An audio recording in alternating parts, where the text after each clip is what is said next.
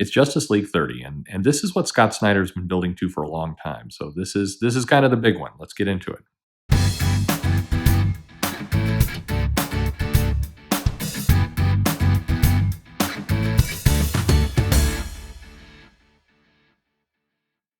Hey there, this is Perch. Looking at Justice League 30.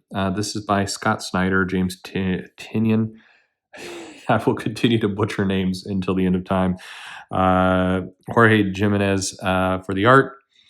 Jimenez is a really good artist, and as you'll see as we go through this issue, he is kind of one of the unsung heroes, I think, of this run and Justice League in general. He gets often second billing to a lot of kind of the name artists that come on, but he is incredible, and he is the exception to the rule because I really dislike the artist who's the penciler and the inker in one, as I think people know.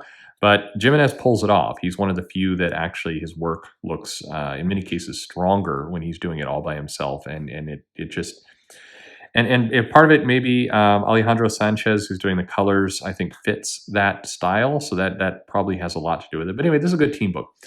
But all that aside, this is Justice Doom War Part 1, and I don't know that we fully know how many parts this is going to be. I would assume more than 6, given that we've been building to this for quite some time, but who knows? This issue, as we get into it, this is a funny thing because I like this comic, I like this issue, I like what Snyder's been building, I like the sense of danger and big ideas. I think I'm going to do this review without kind of going into other names, but I think you can compare and contrast what he's been doing here with other creators and kind of how Snyder pulls it off and others do not. So kind of keep that thought in your head a little bit. This is not the time to go bash other people. It's time to look at this issue. So that's the purpose here. But there's elements Snyder does here I think a lot of other people could take note of. At any rate, this is labeled as Part 1. As you read this issue, I almost think this is a Part 0 than a Part 1. But that's kind of nitpicking. It's setting the stage in a lot of cases, but we do get into the action. So we jump right into basically Apex Predator Luthor has killed everyone. His hand is through Superman, and he's got Wonder Woman and Batman completely defeated. It's over. So in comes John Stewart. He is just destroyed right away. The Flash is devolved into a baby. The interesting thing here is Luthor seems to have all the powers, and he is this is more than just Apex Predator Luthor. This is all the powers Luthor. Some people have commented like, hey, why is Luthor looking all kind of crazy with his anatomy and everything else? I mean, again, this is the style, and it does highlight the creepiness factor of Luthor versus Superman. I'm not entirely sold on what's been done here with Luthor. I'm mostly because the question in my head is, how is this going to be put back in the box? Meaning, how are we going to get back to businessman Luthor? Because he's the villain now. Everybody on the planet knows it. So are we entering into a bold new world where Luthor is just going to be the villain, and we're not going to have other titles kind of use him as creepy capitalist businessman Luthor? I don't know. I don't know these questions anymore. And this is not a knock on Snyder. Again, it's like, what are the other people going to do? Much like Hickman right now in X-Men is laying out a ton of things right now for the Marvel Universe to play with. He's got a huge box of toys, and it's a gift to the company and to the other writers. Snyder is doing a lot of things here that are a gift to the company. How will the company use it? And in many cases, when I see other titles kind of ignoring what's going on here, it just seems like it's a gift that's squandered. We'll get into that a little bit in a moment, but enough about all the rest. So Luthor is dominant, destroying things. Inside the Hall of Justice, we've got a ragtag assembly of heroes. A couple notable absences here, but we do have this is looking like the last stand. Suddenly the doors are blown open. Perpetua is risen. Doom has won. Justice League is dead. In comes Luthor, and behind him is what looks like a whole army of kind of white Martian soldiers. Where are the other Legion of Doom members is a curious point here. It suggests that Luthor and his assembly of villains, because none of them are here. We get Luthor, we get Perpetua, we get nobody else. We get that's interesting. I think that suggests a big double cross coming up from Luthor. But anyway, this intro was all a story being told to the assembled characters of the Justice League. And he is saying it's going to happen 3 days from now. It's imminent. We have to head it off. And then there's a lot of little things Snyder is throwing in here, like this is not a dream, not a hoax, not an imaginary story. You'll notice as you read through here, there's a lot of those little elements where it's not that he's poking at comic tropes, but he's referencing them in kind of some interesting ways. So we turn around. I'm not sure about the architecture of this Hall of Justice. They're standing here. They're at the table. And then suddenly we turn it around. Superman's doing some Superman talking, and we see all the heroes are here, and we see this huge assembly of characters kind of across the board. Now, what's interesting here is some of the characters that we're seeing in this assembly are not the same characters we saw in kind of the last stand of the Justice League. And there's one character in particular that is there down in the lower right, that next to Zatanna, that I'm curious because that costume mirrors something that we see show up later. But anyway, we see some nice kind of Blue Beetle, Guy Gardner joking around.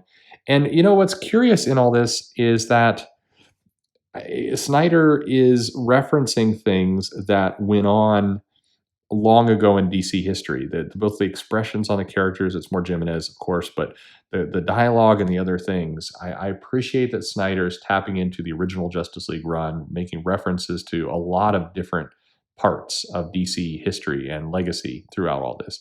It's not like in your face with, hey, remember that time in this issue, but it's subtle. And so if you've been a longtime reader of DC Comics, there's elements here that are familiar and good. And I think whenever people say this, it's kind of like it's a compliment, but it's also a shot at Bendis. And I don't mean it as a shot at Bendis, but I do believe that Scott Snyder absolutely has Superman nailed as a character, both in the last arc and this one. The way he talks, the way he acts, the whole aspect of Superman that Snyder writes is really good. It is the Superman we've been wanting and waiting for, and it sounds right and true. And I think it's a real credit to him. In fact, in many ways, I mean, the crazy part is I think a lot of Snyder's writing skill and the stories he likes to tell fit Batman very, very well. But in terms of nailing the character, I feel like Superman is his apex. It's where he should be to create kind of the definitive Superman story, because he just does such a good job of characterization. But that's true of a lot of the people. I mean, Black Canary and Green Arrow sound like themselves. I mean, it's sad in 2019 you have to make that comment that writers who make characters sound like themselves are great, but they are. It's very good. But anyway, a lot of kind of exposition here as we're talking about the Speed Force and the harmonies of Justice versus the harmonies of Doom. We see a little bit of kind of recap. So I think what's nice here is if you've come into the series, you haven't read what comes before, you're definitely going to be confused by some things. Why does Luthor look the way he does? What's going on here with the threat? Definitely there's some things in there that are confusing, but this recaps it quite well of how we got here and what's going on. And hopefully in enough way that you can read it, you can feel like, okay, I know what's happening, but also I'm very curious. So I'm going to go backwards. And that's what you hope for in a comic. Starman saying, Lex Luthor called for a year of the villain. Nice corporate synergy there. Thank you.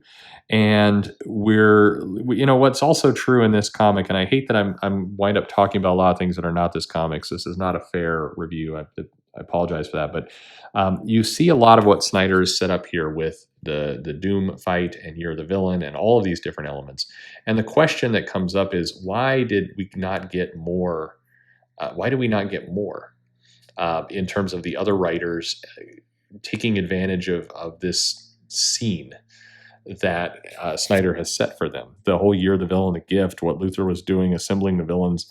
In a lot of those titles, there have been some exceptions. I think Hawkman did it very well.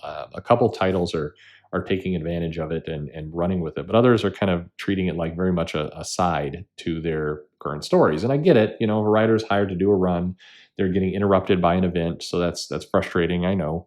But you see that Snyder has put a lot of things in here that really could have been taken advantage of in a really big way that haven't.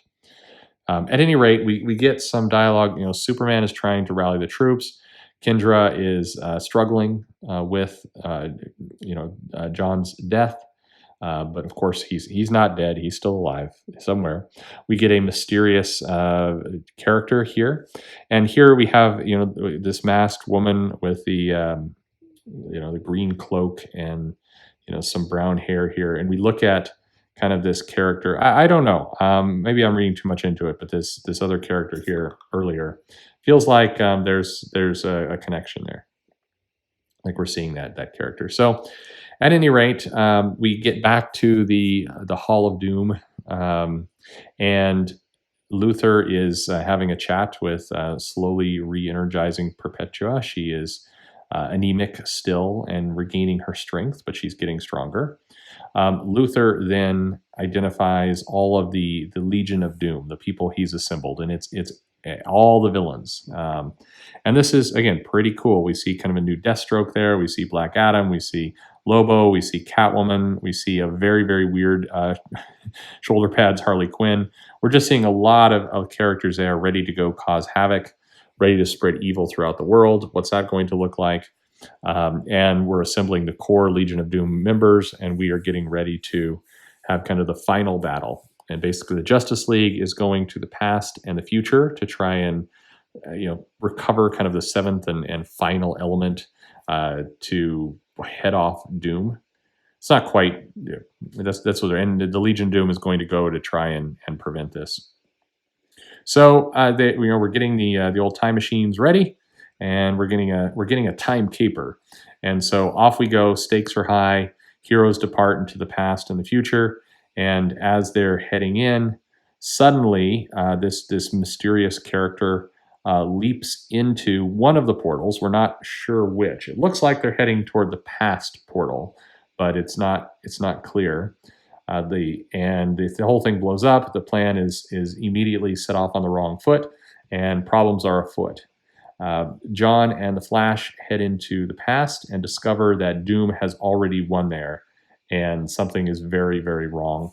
Meanwhile, the Trinity of Superman, Wonder Woman, Batwoman head into the future, and likewise, everything is bad. We've got giant, sentinel-looking robots firing ionized kryptonite, and they're completely taken over by Doom, which leads to the big reveal of Superman, Wonder Woman, Batman seeing Kamandi and his group, which is just Snyder now playing with all the toys of the DC universe. Meanwhile, back in the past, the even bigger moment here, we've got Green Lantern and Flash, and they are intercepted by someone in their secret headquarters. Where are we? It is the Justice Society of America. Finally, we're getting the Justice Society of America as we know them, and they are basically here to tell them that whatever war we're waging, it's over before it began. What's going on? We've got dire situations in both cases, but we've got Superman, Wonder Woman, Batman confronted by Kamandi. We've got Flash and Green Lantern confronted by the Justice Society of America. We've got a mysterious stranger somewhere in time. Basically, are they trying to help, hurt? What's their plan? We got the Legion of Doom preparing to attack and defeat the heroes. The stakes could not be higher. It's a big issue. This is what Justice League has been moving toward. I believe Scott Snyder said he had at least 50 issues and more under his belt that he's planning. So my hope is this Justice Doom War is a nice, healthy 12-issue long storyline. I don't know what he has planned, but I hope it's weighty and big. It needs to be. I want to see a real huge blow off to this story that he's done. So all in all, I think it's a great issue. I think that there's good things being done. I think there's some entertainment. I think the characters are talking like themselves and like they should, which is nice. And in general, this is a solid comic with a lot to it. I think the drawbacks here are just how it fits into the rest of the DC universe. I mean, we're playing with all the toys of DC. We're playing with the characters and all the different elements. And we see that, in a lot of other cases, the comics are going on and doing their thing. So, as Snyder is saying, the stakes could not be higher. It's hard to really sell that when all the other comics are off doing their thing. This is where Hickman has a bit of an advantage with the X-Men stuff he's doing, because he's able to work in a box and the rest of the world doesn't necessarily affect him. So that's a positive. That helps him kind of set the stage for what he wants to tell. Here, though, we've got Event Leviathan going on. We got City of Bane going on. We got Year of the Villain being done in kind of random ways, and so it takes away a bit. And you never want to say, "Hey, read this comic and ignore the others." So you need to read all those different stories, but you kind of have to turn your brain off a little bit to what's going on in the other parts of the universe and just say, "Hey, we're going to focus on this story, this event, this thing that Snyder is doing, and this is Justice Doom War, and we're going to see what this looks like." If you can do that, I think you've got a great story on your hands because he has been building up to this. It's a nice big payoff, and he's doing a good job. I think Scott Snyder, James Tynion, I think telling a really good story here. So it's good. It's a gift to DC. These kinds of big events sell comics. It gets people excited. It makes people wonder, how are the heroes possibly going to overcome this? And I think that's what certainly these superhero books should be. So, I mean, my hat's off to it. I'd say it's a good read. A lot of good stuff going on. Certainly a lot of exposition, but I mean, if you've got even a baseline IQ, you can tell what's going on. It's not that hard to figure out. The recap stuff is strong, and I mean, it's fine. I think the appetizer at the end, or the appetizer, it's the wrong way to put it, but the reveal at the end of the Just Society of America is awesome to see them back. How are they going to play into this story? And you get a lot of excitement. I get excited to see Kamandi there. I think it's great stuff. So I recommend this. I think you will like it. If you like superhero books, you will like it. It's a lot of things going on. You are signing up for a big ride now because however long this Justice Doom War winds up being, it's going to be a big story, and it's going to have many twists and turns. So sign up, read it all, and I enjoy. So what do you think? Let me know your comments below. Like, subscribe, click the bell for notifications. Follow me on Twitter at Comic Perch. Thanks for listening. Hope you enjoy this comic.